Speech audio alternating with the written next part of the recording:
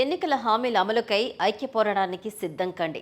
జిల్లా అధ్యక్షులు మెరుగ సత్యనారాయణ, ఉపాధ్యక్షులు కొండబోయిన నాగేశ్వరరావు ఈ వ్యాఖ్యలు చేశారు. కేంద్ర రాష్ట్ర ప్రభుత్వాలు ఎన్నికలకు ముందు ఇచ్చిన హామీలు ఎన్నికల తర్వాత అమలులో జాప్యం జరుగుతోందని, వాటిని తక్షణం అమలు చేయాలని వ్యవసాయ కార్మిక సంఘం జిల్లా అధ్యక్షులు, ఉపాధ్యక్షులు మెరుగు సత్యనారాయణ, కొండబోయిన నాగేశ్వరరావు ప్రభుత్వాన్ని డిమాండ్ చేశారు.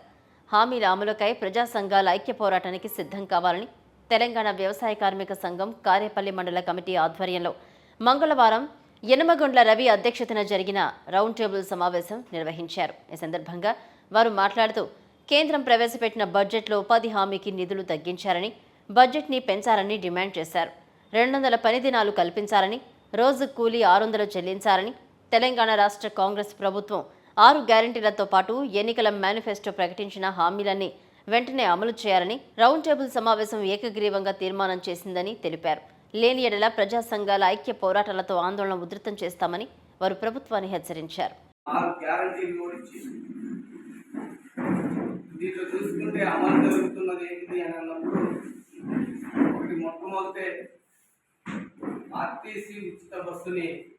అమల్లోకి తీసుకొచ్చారు మహిళలకు, సంతోషం.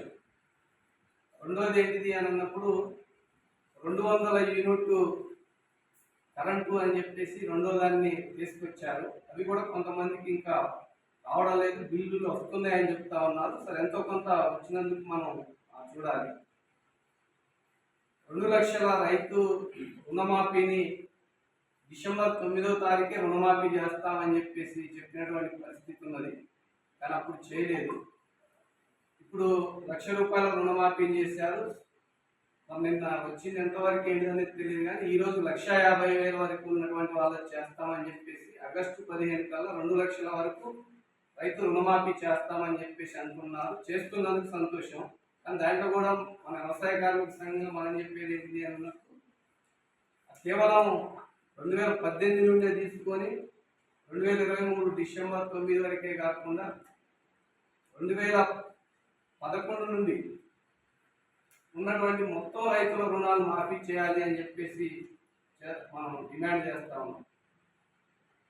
ఇంకోటి చేస్తే గ్యాస్ సిలిండర్కి ₹500 అని చెప్పేసి అని అన్నారు. ఎక్కడ కూడా గ్యాస్ సిలిండర్ని మన దగ్గర 500 తీసుకొని ఎక్కడ ఇవ్వట్లేదు, మొత్తం రేటును తీసుకుంటా ఉన్నారు. అకౌంట్లో వేస్తా ఉంటున్నారు తప్ప ఎక్కడ పడుతున్నటువంటి సిస్టమ్ లేదు. వ్యవసాయ కార్మిక సంఘం నేను డిమాండ్ చేసేది ఏంటి అన్నప్పుడు ₹500 తన దగ్గర తీసుకొని సిలిండర్ని డెలివరీ చేయాలి. మళ్ళీ ఈ అకౌంట్లు అనేటువంటి సిస్టమ్ కాకుండా సిలిండర్ని డెలివరీ చేయాలి అని చెప్పేసి ఒకటి, అది కూడా లోపభూష్టికంగా జరుగుతూ ఉన్నది, అదొకటి చేస్తూ ఉన్నాం.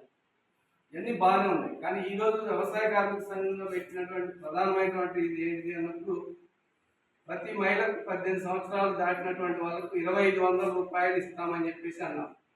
ఇప్పటి వరకు దాన్ని ఎప్పటికి ఇస్తారు ఏంటి అనేటువంటిది చర్చ లేదు. అట్లానే ప్రతి తెల్ల రేషన్ కార్డు నుండి వ్యవసాయ పనులు చేసుకునేటువంటి ప్రతి కూలీకి సంవత్సరానికి ₹12,000 ఇస్తామని చెప్పేసి అని అన్నారు.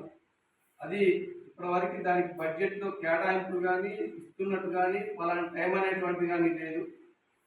ఇల్లు లేని ప్రతి ఒక్కరికి ₹5 లక్షల ఇల్లు ఇస్తామని చెప్పేసి, అట్లానే ఎస్సీ ఎస్టీలు అయితే ₹6 లక్షల ఇస్తామని చెప్పేసి, ఇల్లు కట్టుకోవడానికి స్థలం లేని వాళ్ళకి స్థలం కూడా ప్రభుత్వమే చూంచుతుంది అని చెప్పేసి చెప్పారు.